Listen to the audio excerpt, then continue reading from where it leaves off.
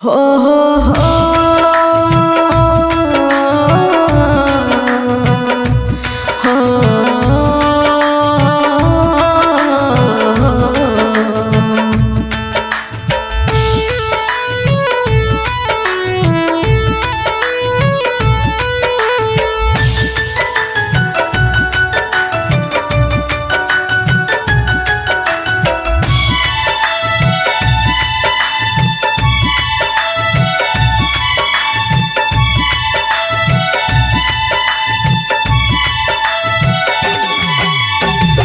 शादी के दिन जनुआ हमारा के दोसरा के संग में। शादी के दिन जनुआ हमारा के दोसरा के संग में। तोरा बिना हमें जी नहीं पैबो, तोरा बिना हमें जी नहीं पैबो। ले चल अपना तू संग में। शादी के दिन जनुआ हमारा के दोसरा के संग में। शादी के दिन जनुआ हमारा के दोसरा के संग में।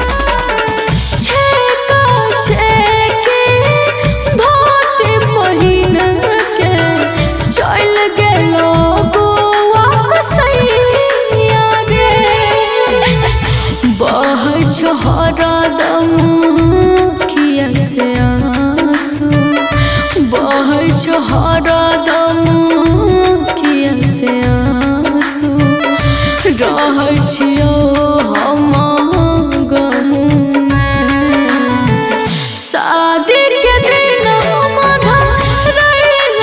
जनुआ हमारा के दोसरा के संग में। शादी के दिन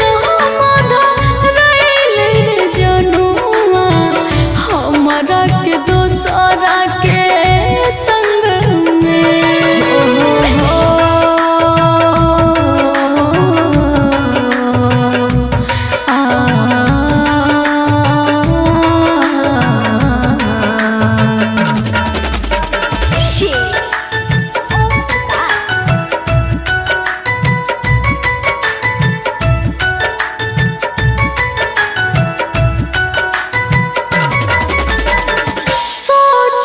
सोचत भेलो रे जनुआ हमार पगल के भेष रे।